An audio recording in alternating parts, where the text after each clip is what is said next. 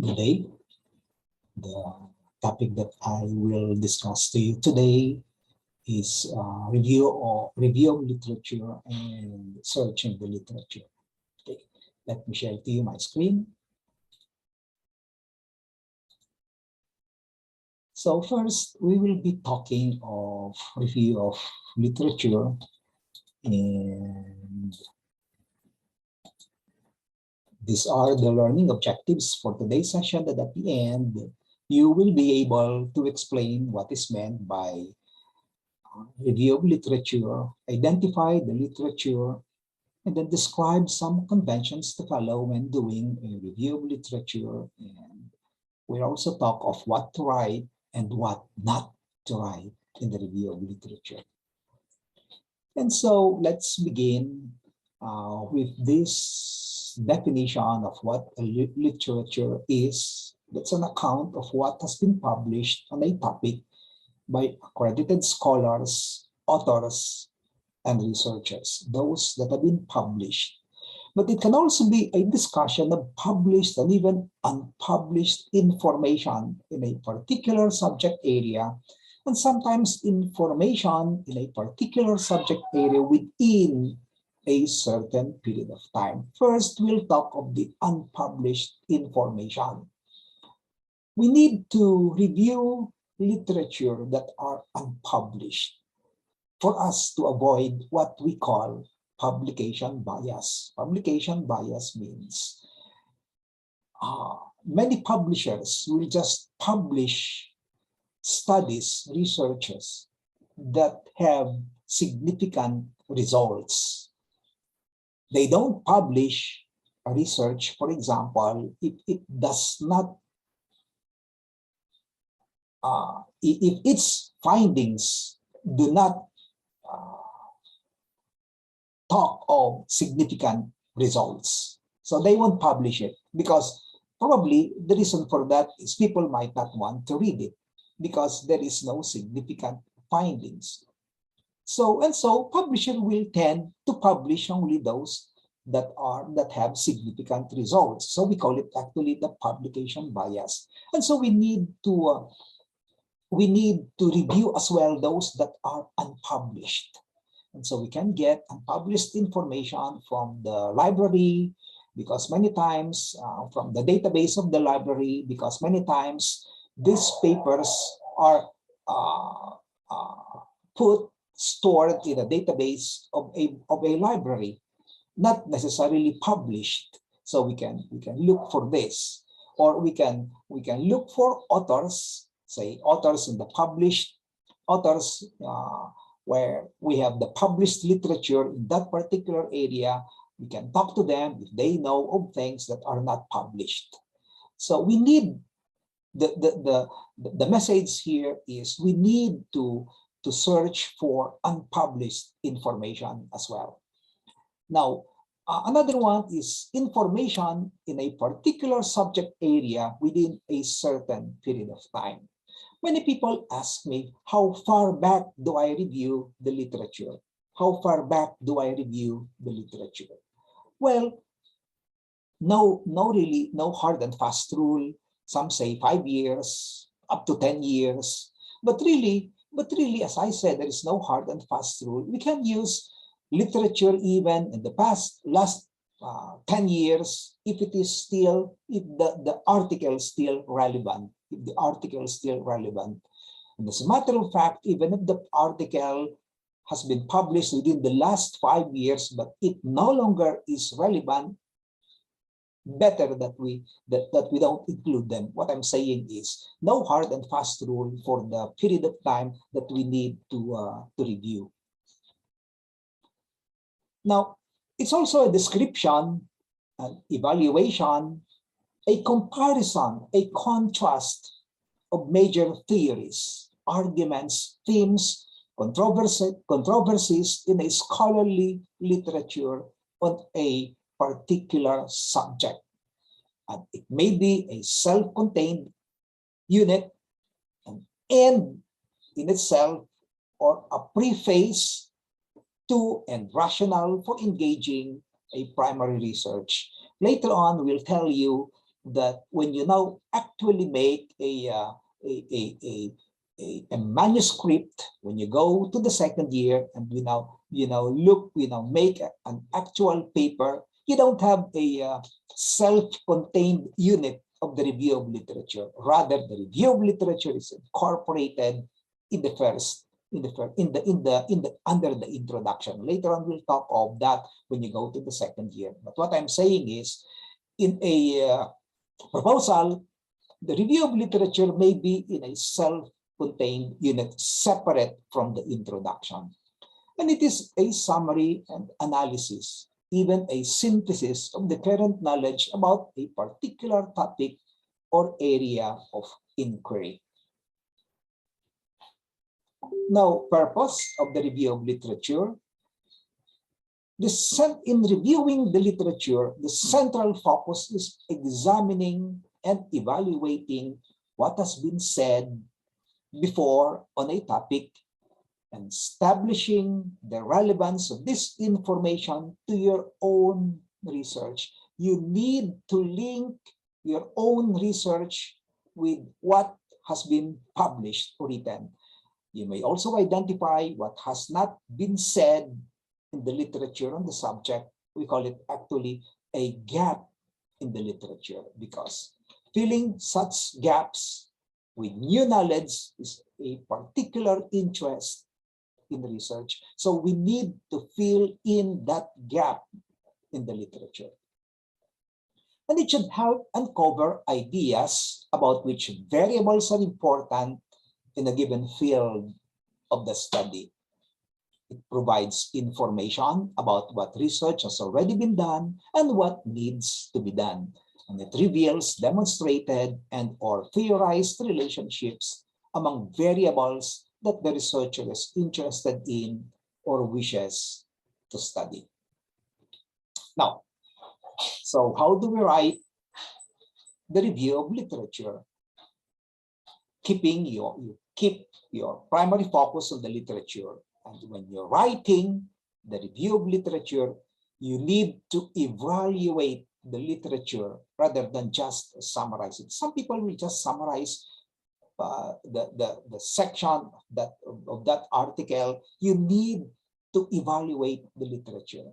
You need to compare contrast sources to each other, how one differs from each other, and then connect the literature to your own research. Then you might want to include some theoretical discussion about your chosen methodology and then argue why your research is necessary. And as a matter of fact, the review of literature can also give your rationale for your study. And then just to emphasize this to you, what the literature review is not, it's not a discussion of the pathophysiology of the disease. If you are talking, for example, of a particular disease, you don't talk of the pathophysiology of that particular disease. It's not a discussion of the signs and symptoms, nor is it a write-up of the laboratory examinations to come up with the diagnosis of the disease. You don't talk of this in the literature. But I do read a lot of people writing the review of literature, talking about the pathophysiology, the signs and symptoms, the laboratory examinations, and even the management of that disease. You don't write that in the review of literature. Okay, now let's talk of searching the literature using PubMed. This is actually the web page for PubMed when you review literature.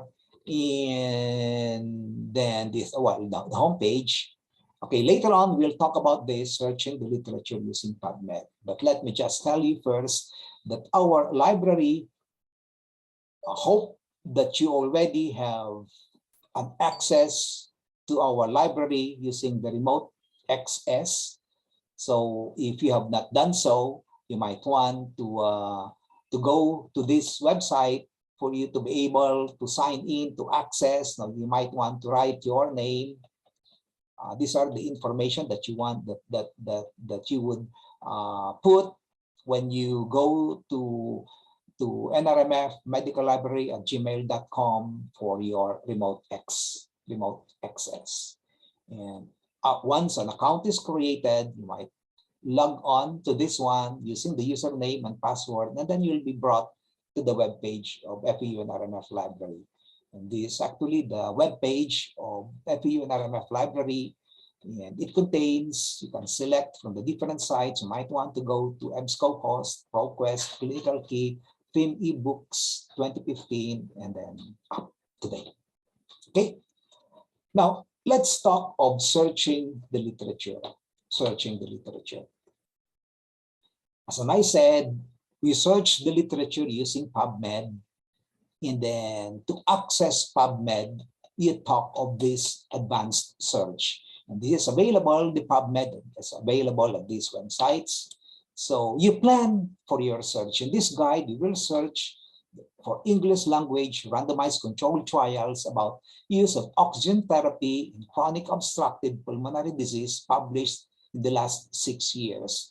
So before you start your search, you need to ask questions such as what are the keywords? Are there other ways to spell the keywords or synonyms? Are there other words that mean the same thing? As I said, the synonyms. And then are there any related keywords that I want to include, and what limits do I want to apply in terms of date, language, age group, publication type, etc. So in our demonstration to you, we'll search for 2 sets of keywords, COPD, and that can also be spelled as actual chronic obstructive pulmonary disease. And we'll combine this search using the Boolean operator or the COPD and the chronic obstructive pulmonary disease. And then another keyword will be the oxygen therapy. We'll combine these keywords using now the Boolean operator and. Okay. So this is how you will search. So search for the first keyword. So using the builder, search builder, type COPD in the first box. Later on, we'll show to you what that search builder is. And then type chronic obstructive pulmonary disease. And in the second box, COPD linking with or, and then click search. And then, so this is or, this is COPD, and then the second box, the chronic obstructive pulmonary disease, and then ensure that this is or, because by default, this is N. And then click search. And when you click search, you'll see a large number of hits from your first search. Don't worry that this number is quite daunting, quite a lot. We're not finished with the search yet. And click advanced search again in the builder, type the next keyword, oxygen therapy, and then click search. And then we now have done 2 separate searches, but remember to click advanced search to continue to the next stage. So here will be click advanced search again, and then this is actually we'll combine the 2 searches that we made a while ago. So we have done 2 separate searches. We need to combine them using the Boolean operator and using set of numbers prefixed by this number. Okay. Unfortunately, the one that I'm showing to you now is not the new website of PubMed, so we'll just go over them very, very quickly. Okay, so click, and later on we'll show this to you. I'll just move this very, very quickly, but I will be showing to you in class the actual searches using when you make searches using PubMed.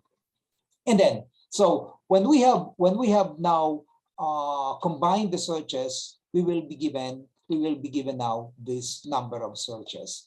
And then we'll try to limit, because here from these results you have quite a lot numbers, 3,747 results. So we might want to limit your searches here. We might want to limit your search using this. This is seen in the left pane of the screen. Okay, and it is likely that the most useful ones will be the publication date, article type, age, languages, humans or animals. These are the most common ones, most useful ones in limiting your search. And so when you limit your search, you might want to click limit there, and then this will now be shown but this again, the old one. And so we just check things that we would want to search to limit and then click apply. And then, so in the publication date, select custom range, enter 2009 to 2015. Don't worry about specifying the day and the month. And the article type, select randomized controlled trial. The language, select English, and then observe how the number of hits has reduced when you actually limit your search. And so this is now more manageable. We now have 130 searches. Okay. And then you will note that there will be a check mark on this one. So we are limiting our search for randomized controlled trial for this particular dates, etc. Okay. And then the limits class that you apply in any search from now on will apply to all other searches. So once you put the limits on a particular search, then you might want to go to another topic. The limits that you applied in the previous search will still apply to the next new searches. And then to remove these limits for future searches, simply uncheck the box or apply new or different limits. Okay. So let's take a closer look at the results. Okay, so this will be normally the results. The display setting is a summary. By default, it is summary. It will show to you the different articles, summary of the different articles. And then you can click on this display setting so that abstracts, then click here to show the abstract, and this will be the abstract that you can see if it is now, if the setting now is turned to abstract. And then, so abstract now, you click on abstract, and then the items per page, you can also display 5 items, 5 pages, 10, etc. And then the publication date, sort by publication date. Okay, now, how do you now access the article? You can just look into this pane, and then if it says here access to full articles, that means you can access the full articles for free. Okay, so how do we now save and print your email? Just have to select in the tick box next to the reference the article that you find interesting, and then go to the clipboard, add to the clipboard. Later on, I'll be showing this to you in class. Then a message will appear that in the search box that the items were added successfully. The items that you have added will be marked as being in the clipboard, and you'll notice the number of items in the clipboard has changed. Okay, so this is an example of putting the item in the clipboard, because prior to sending this to your email, you need to put the article first in the clipboard. So 3 items were added in the clipboard. Okay, once you have added articles in the clipboard, you can continue searching for more articles. Just remember to send your newly selected articles to the clipboard. Now, how do you now save? To do any of this, you must first put in the reference in the clipboard. Okay, and then if you have the summary view in the screen, you will save, email, print the summary details. If you want the abstract, you must change the display setting into the abstract. Now, to email, click on the drop down box next to the send to button and select email. Then to print, just have to send to and then file, and then ensure that this is an abstract, and then just save it, and then you can print it later on. Now, we'll try to search the literature using mesh, because as we, mesh will always be the best way of searching the literature. What's mesh? Mesh is an acronym that stands for medical subject headings. It's the authority list of vocabulary terms used for subject analysis of biomedical literature in the National Library of Medicine. So it is also indexed in Medline. Okay. Now we will search for the English language again using the same the chronic obstructive pulmonary disease and oxygen therapy using now mesh, using mesh. So again, this is the old website, but you can now put, you can just have to go to the mesh database or click here, and then this will now be replaced instead of PubMed. This will be replaced with mesh. Okay, so and then so you will see that this now says that it used to be the item here used to be PubMed. The word here is PubMed. Now the word will be mesh if you click mesh database, and then you write here the keywords in the box, and then when you click search, you're actually searching for the mesh of that subject. So you write here COPD, for example, and then you click search, and then the mesh for COPD will be shown. The mesh for COPD is pulmonary disease, chronic obstructive. Okay, and there are items here that you might want to limit your searches. Okay, but you just can go ahead and then click add to search builder. When you do that, okay, well, first is the mesh tree, this pulmonary disease and the chronic obstructive disease is under this subhead, under this heading, lung diseases. This is the mesh tree. Okay, and then other notes, the definition of each mesh is provided. That's called the scope note as well.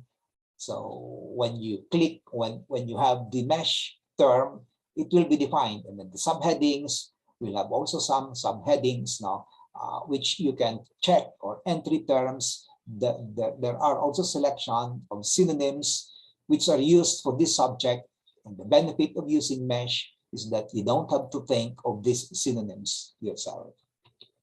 Okay, and then mark the term, tick the box under, and then click add to the search builder.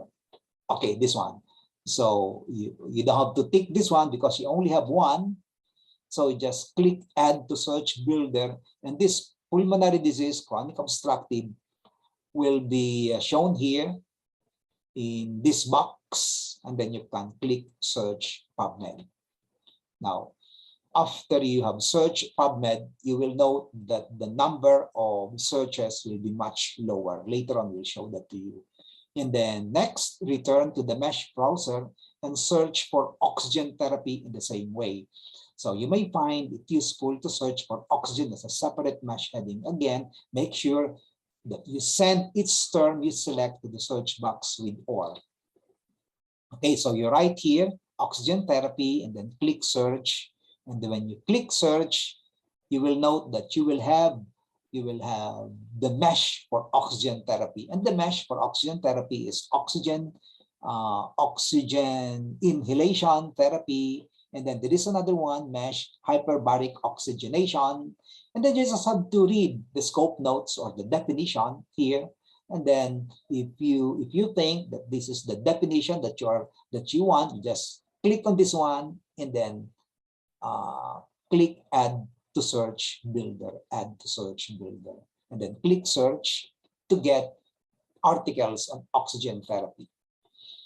And so we have selected all relevant terms, select PubMed, and then click advanced, and then you can just go to the advanced search and then compare. You will just have to compare the results, and then you will note that by comparison,